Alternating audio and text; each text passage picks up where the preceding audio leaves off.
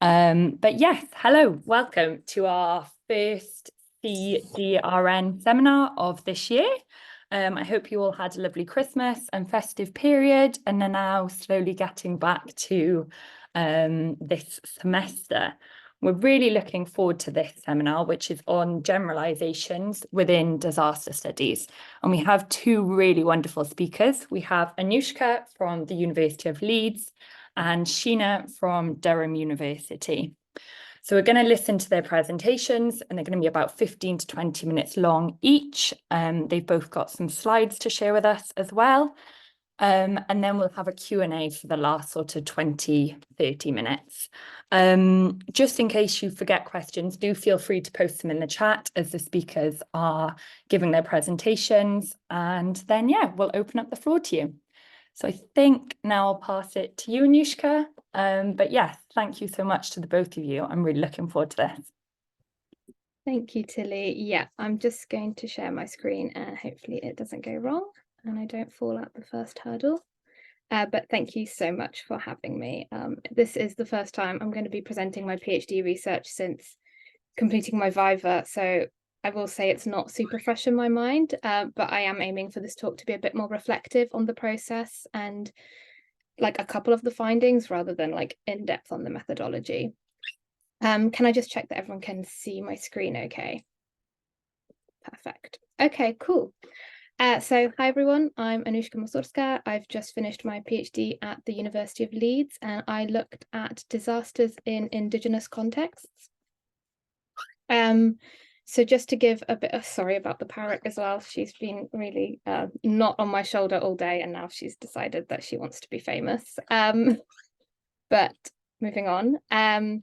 So just to give a bit of background. So I came to this PhD really interested in disasters as a sociological phenomenon. And as many of you will know, there's sort of two main paradigms within disaster studies, the hazard paradigm and the vulnerability paradigm. And these paradigms, they're the main ones, they're not the only ones, but they've traditionally been in tension with each other. So the hazard paradigm really talks about how disasters are rooted in environmental processes, such as floods, such as rainfall, storms, that sort of thing. Whereas the vulnerability paradigm thinks and moves us towards looking more at social and political processes that turn those hazards into disasters. And being a sort of sociologist, anthropologist by background, I was very interested in the vulnerability paradigm. So again, really looking at how processes, social processes, political processes around inequality and colonization, lots and lots of things, produce disasters by interacting with hazards. And although the environmental paradigm is dominant, it's the one that most people are familiar with, both within research and beyond it. The vulnerability paradigm has become a bit more popular, and there have been shifts to recognizing these social dimensions a bit more.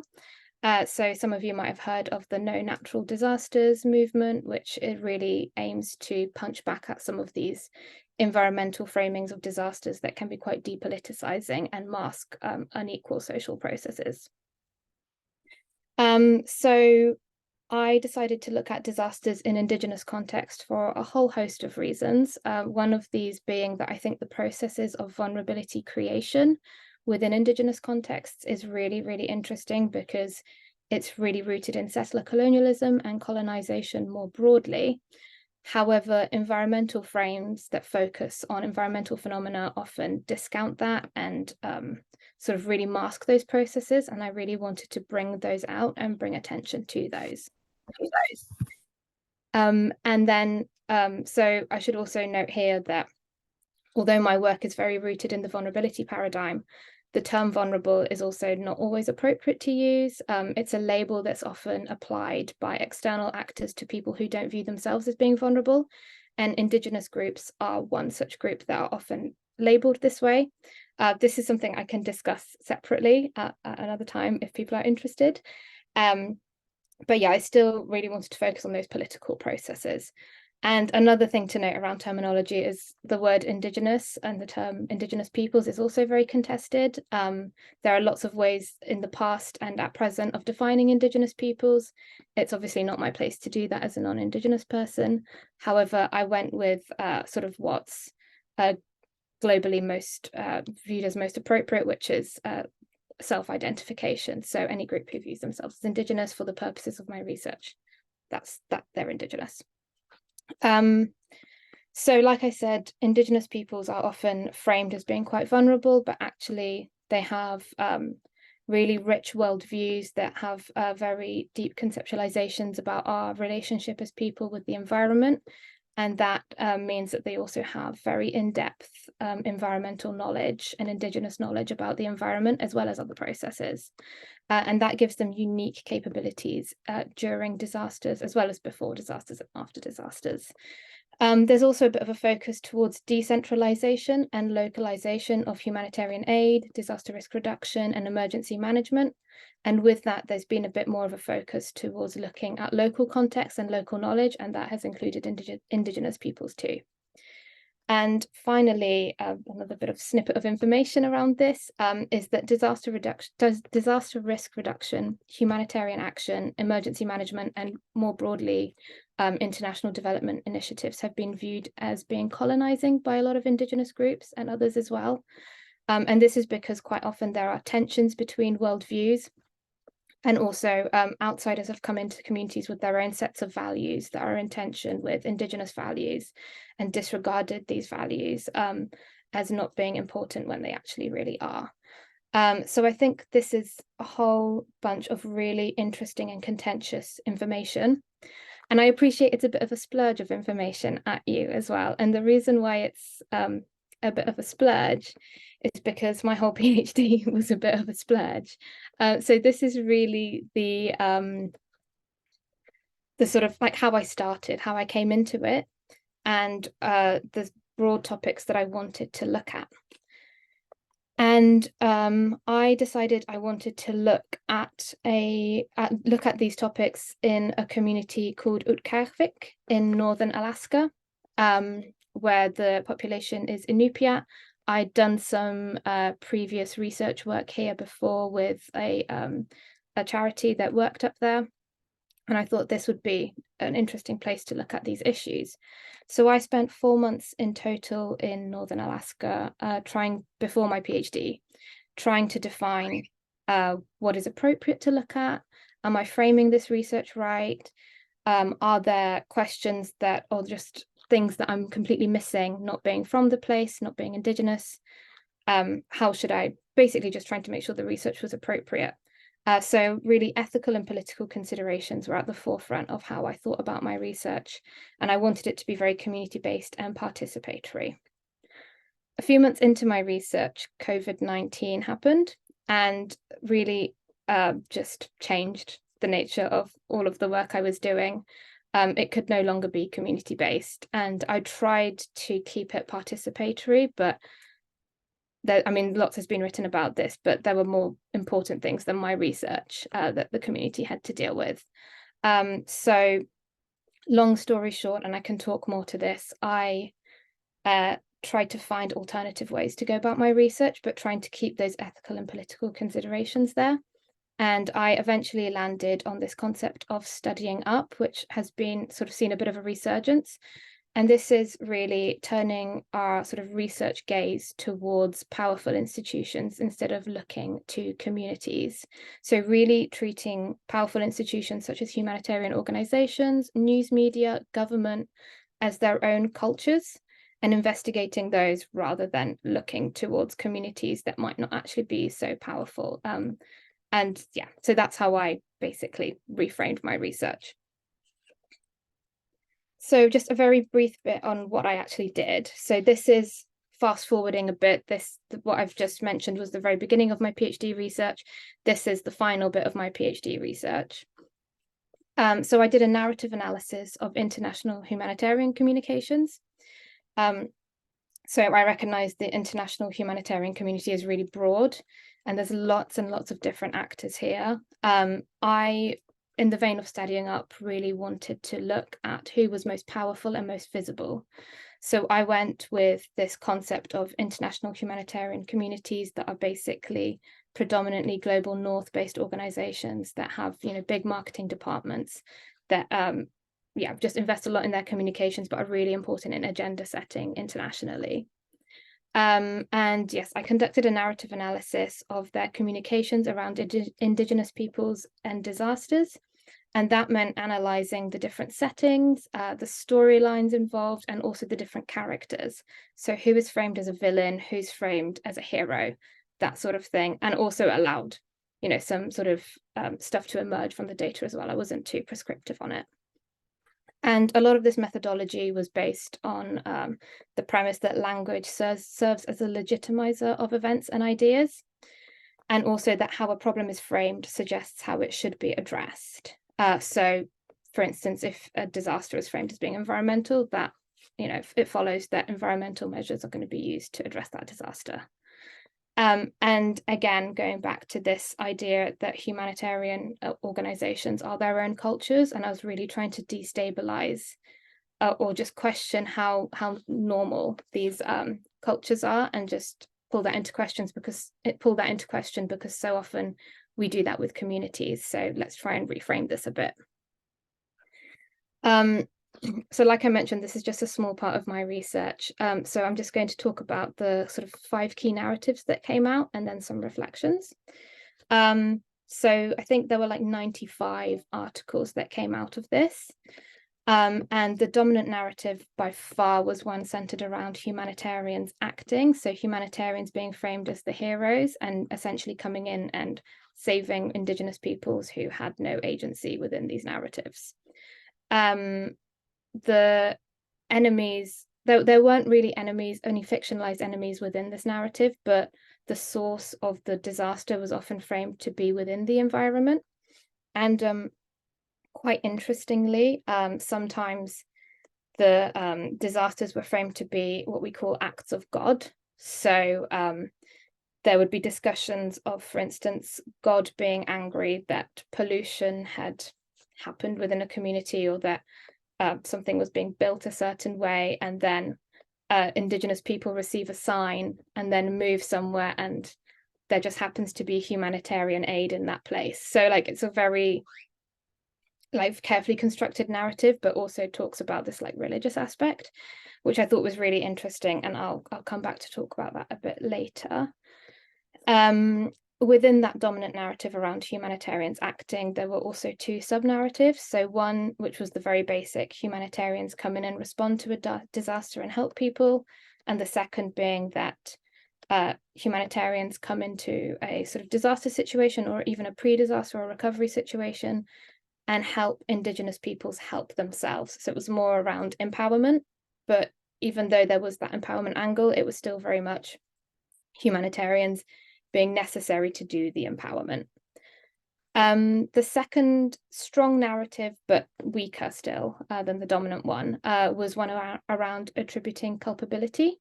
So this was really highlighting how government or corporations, or sometimes corporations working with government, are responsible for creating disasters. So in these contexts, quite often government and or corporations were viewed as the enemies, and humanitarians really had this role in calling attention to this and calling on the wider sort of global community to act and take action on that. I think the distinction between those 2 narratives is really interesting, because it reflects how different organizations, even within this international humanitarian community, view themselves and their role of working with governments. So some will work with them and others will outright call them out. So I thought that was interesting. And then there were 3 very weak narratives that came through. One was the people help the people, which disappointingly was the only one that recognized that Indigenous people had agency. The second was a narrative around the nation tackling disaster. So the nation being viewed as this like hero that helps all of its people out of disaster. And finally, an innovating out of disaster narrative, which was interesting because it was actually quite void of people altogether and was very focused on science and technology, helping reduce disaster risk. So my sort of key reflection coming out of my research centered around this question of what is a disaster, which I know is an age-old problem in disaster research. But I just kept coming back to it. And one thing I thought was really interesting, that within this community that's very powerful, very visible, and to be honest, not very radical, disasters were actually framed in quite diverse ways. So we've got the natural hazards that I mentioned earlier.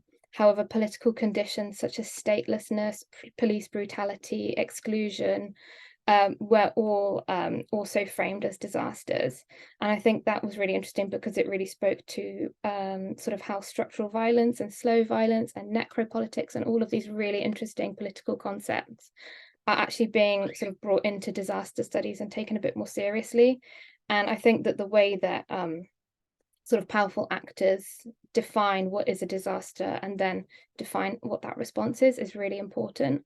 So I thought that was interesting. And then I had this, obviously the point of my research wasn't to look at what Indigenous peoples were saying, even if I used Indigenous people's critiques to sort of inform my analysis. I was really looking at these powerful organizations, but it did lead me to think how different would my research have looked and my results have looked if I'd actually analysed Indigenous texts of what is a disaster. And just from my previous fieldwork experience in Udkarvik, I knew that I'd asked people what was a disaster in their community, and so often it was food insecurity, sort of the ice cellars, the freezers that they have not working properly because of climate change, and various like health issues as well. And I thought that was really interesting and important. And I said I'd come back to this question of the environment as a character in the dominant narrative around humanitarians acting. And I thought this was really interesting because in some ways, in one way, it's this, it sort of speaks to this sort of very debunked, out of date theory around acts of God and disaster that we don't really use anymore. But in other ways, it really troubles the relationship and the nature-culture boundary. So like our relationship with the wider environment, which actually does nod to a lot of Indigenous cosmologies. Obviously, recognizing that Indigenous cosmologies are very broad and diverse. And I just thought that was a really interesting, complex interweaving of Indigenous cosmologies with these debunked paradigms.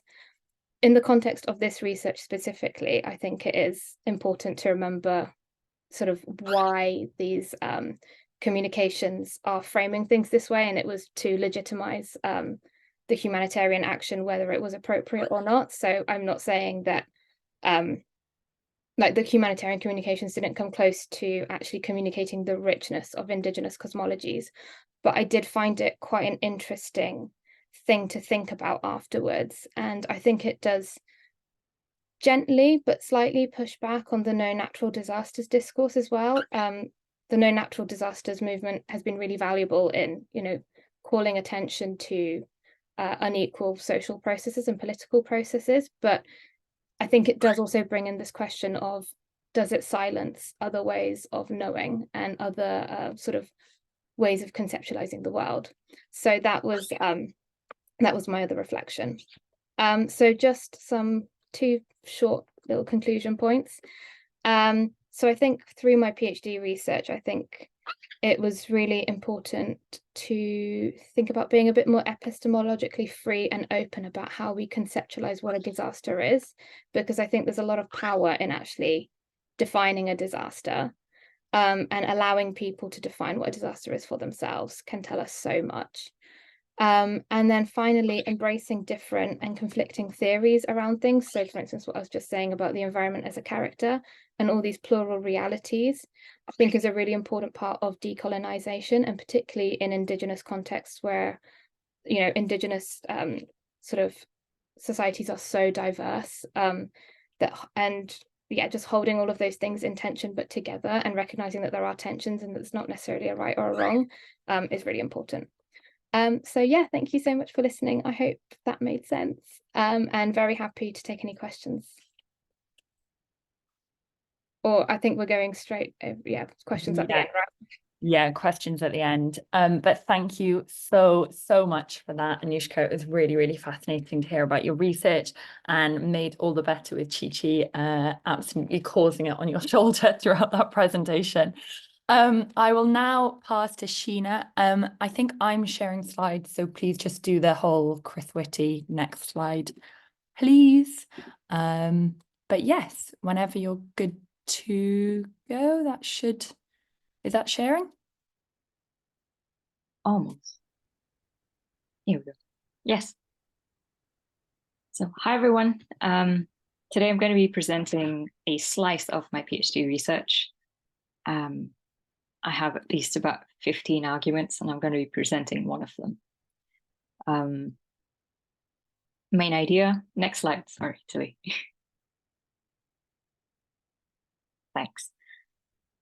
Main idea behind why I find generalization and universal knowledge claims very irresponsible and unacceptable is based on their impacts and consequences. So in line with the RADIC's Disaster Studies Manifesto, I argue that responsible research begins with more responsible researchers. And so Anuszka was speaking about studying up, and in one sense, my whole slice of an argument today is based on the studying up principle, where I look at generalization and universal knowledge claims across the board, but show you two very specific case study examples highlighting these impacts.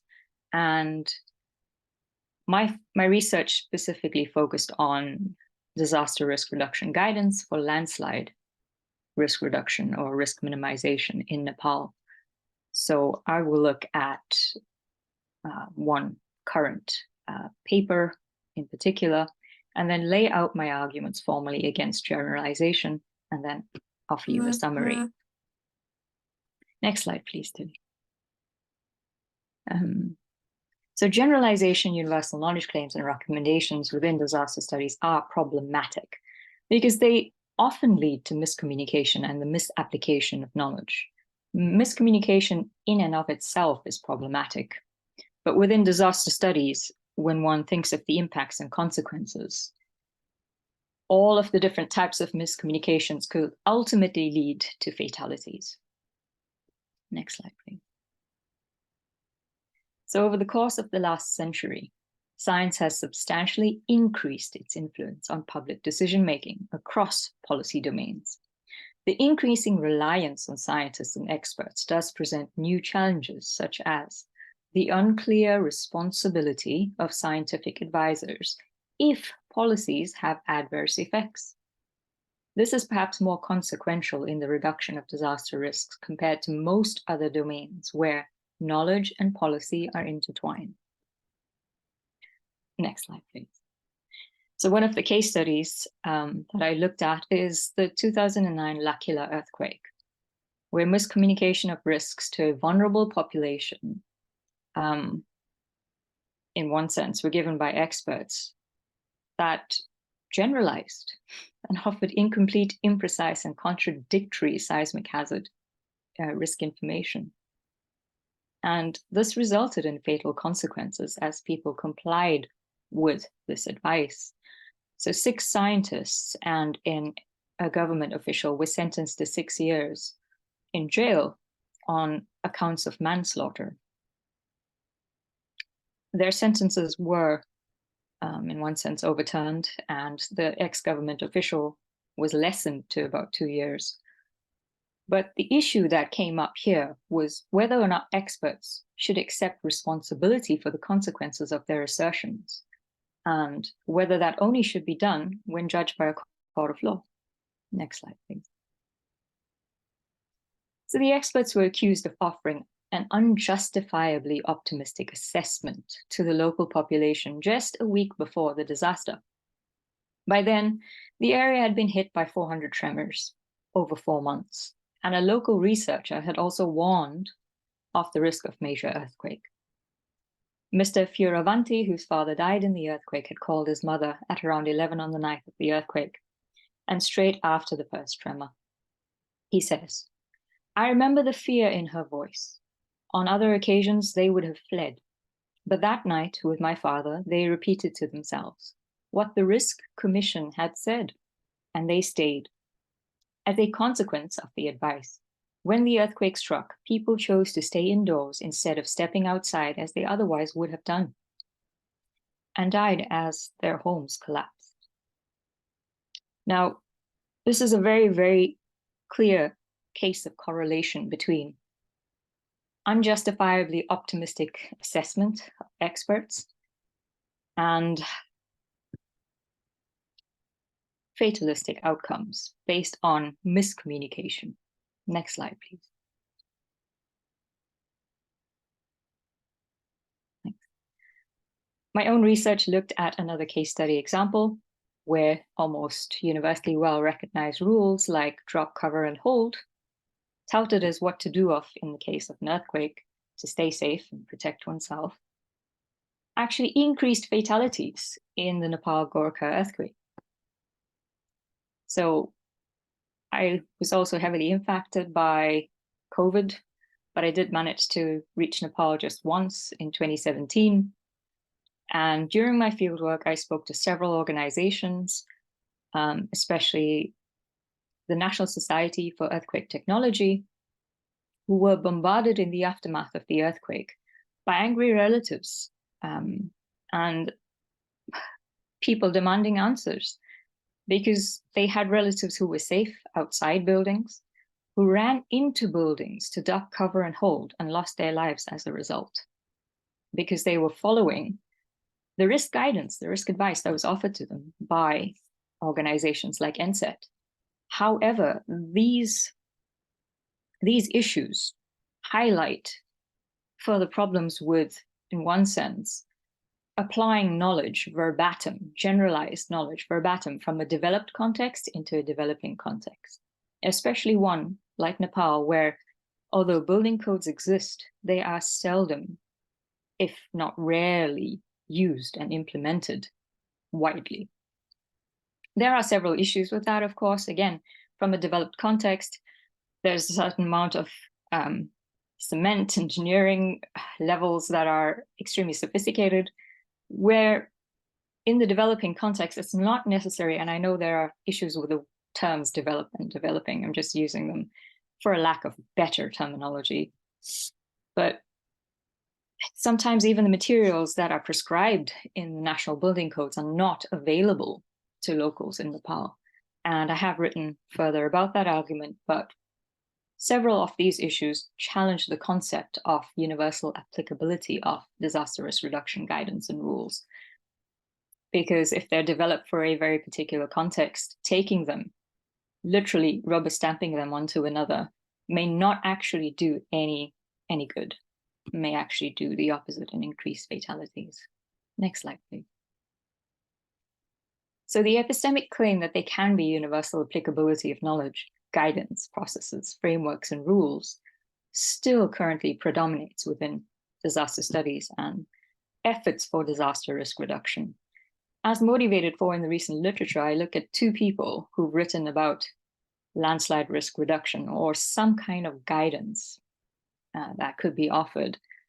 I will look further at Millage et al. Just for the sake of brevity for today's presentation. However, both of these are designed at a global scale, and they are technocratic approaches, exclusively considering scientific knowledge and resulting in an unbalanced input in the processes of decision-making, literally just collapses into a typical top-down transfer of knowledge. The issue with this is that Millage et al. Actually attempted to go beyond just the scientific offering. They actually made the plea that they want to be a bit more inclusive, and they will aim to do that by offering very simple guidelines. Next slide, please. So this is directly the goal explicitly of Millage et al.'s attempt. So their paper was meant to develop simple rules to minimize exposure to co-seismic landslide hazard, which are understandable, communicable, memorable, and that require no prior knowledge, skills, or equipment to apply. That was their aim. But I highlight in my thesis at least 8 ways in which that fails. I'm going to focus literally on just one today. And These are the three simple guidelines. We may come back to the slide if necessary, but the first one being to minimize the angle from your current location to the skyline, to avoid steep greater than 15-degree channels with many steep hillsides upstream, to minimize the local slope, but not at the expense of increasing skyline angle or exposure to steep channels. Now, please keep this in mind. These are three very simple, in one sense, heuristics or guidelines or rules that are meant to help people in mountainous rural areas, mountainous regions in Nepal, keep safe from landslides. Next slide, please. In my very brief 2017 fieldwork, I visited a few of the different villages that are worst hit by the 2015 Gorkha earthquakes and suffer extensively from landslides. This is a settlement on the way to Listi, one of the more prominent villages, that shows angles from horizontal line to skyline. That's very typical for most settlements in the central mountainous regions. Next, please. Just zooming in again on these very, very steep hillsides and hill slopes. Next one, please. So this is Listi village, located along steep hillsides with high slope angles. So in the last three images that I've shown you, the guidance that Millage et al. Offer 3 slides back would have been basically to avoid these areas, to leave these areas. And I'm sure that if people had been given the chance and the choice to, they wouldn't choose to live here. People live here because they're able to sustain themselves. There's some chance for some income. And that's all that they really prioritize. Landslides wasn't really a big concern for a lot of people here. They were more concerned about how to earn a livelihood, take care of themselves, grow some agricultural produce, potatoes mainly in Listi. Next slide, please.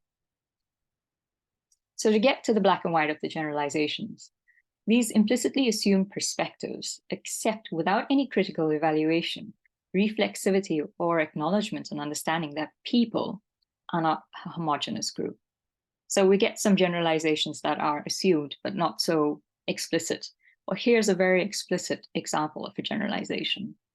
Research has shown that these types of simple rules are already, to some extent, implicitly coded into the decisions that people make, reflecting tacit knowledge of hazard. Now, this fits very well with the technocratic paradigm because it would then look like the fault is on people for not being able to adapt. However, not only is there a distinct absence of setting out of any argumentation for why people should just accept Geiger-Renser's ideas, there is a distinct absence of engagement with the critiques of Geiger-Renser's works. There's also no attempt to address or resolve any issues arising with endorsing these perspectives across the board in a universal manner. Rather, there's just a top-down endorsement of a particular discourse and what should rationally be accepted as expert assertions, holding true in all circumstances. Next slide, please. So an important point here is that heuristics are actually simplified to generalize. According to Geiger-Renser, we would not be able to generalize to previously unaccounted environments if a different heuristic were required for every slightly different decision-making environment. And within disaster studies, we know how different decision-making environments are from one context to the next. So according to Geiger-Renser et al., the simplicity of heuristics contributes to their potential for universal generalization. And this does not seem to sit well with disaster study contexts. Next slide, please. So in Kahneman's Thinking Fast and Slow, he outlines the logic between 2 types of thought. So the first being fast, automatic, and unconscious, system 1 thinking, which is basically the heuristic style of thinking. And then slow, effortful, and conscious thinking, system 2. Jumping to conclusions is efficient if the conclusions are likely to be correct and the costs of an occasional mistake acceptable. But if the jump also saves time and effort. However, jumping to conclusions is risky when the situation is unfamiliar, the stakes are high, and there's no time to collect more information. So it is obviously then preferable that the logic and rigor of System 2 ought to influence and shape the most vital and significantly weighty decisions, especially when stakes are high during disasters. Next slide, please. So my argument laid out here formally for DRR context is that if System 1 thinking can be right by chance, even if the margin of error is high, then System 1 thinking does not minimize the margins of error from premise 1. High-stakes scenarios ought not rely on mechanisms that tolerate high margins of error. Therefore, high-stakes scenarios ought not to rely on System 1 thinking. Now, a counter-argument usually to this is that, what about urgency, right? That should be the foremost concern that in one sense overrides System 2 or effortful processes and epistemic concerns. But I argue quite to the contrary. I think we actually have to be very, very careful to do due diligence epistemically and otherwise. And while it may seem like there's a contradiction because urgency warrants fast action, making a fast decision that is erroneous or mistaken in enormously high-stakes scenarios can be fatal. Therefore, high-stakes scenarios do not tolerate high margins of error. These margins would in effect be potential casualties. Next slide, please. So I don't completely deride the idea of using a heuristic ever, but there has to be some testing involved and at least some distilling down from a very effortful and rigorous process down to something simplified. Next slide, please. Again, a major concern is that these contexts are different and there should be some considerations of diverse backgrounds, geography, including cultural diversity, social variation, and political dimensions. However, the current formulations that we see just do not account for these things. And instead, generalization is the favored approach and in one sense touted as universally applicable. Generalized heuristics with high margins of error in high-stakes contexts will equate to disasters. Next slide, please. So in summary, currently, disaster risk reduction research begins from System 1 processes, the generalized heuristic. And the result is that it equates to fatal errors and loss of life. If research begins instead from rigorous System 2 processes, which in one sense is what we're supposed to be doing with evidence-based research, and thereafter consensus to heuristics, then margins of error could greatly be reduced. Last slide, please. Thank you.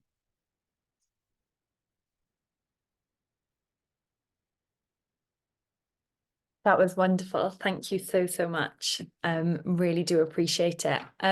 If either of you, Sheena or Anuszka, would like to pop any references or any papers that you've published or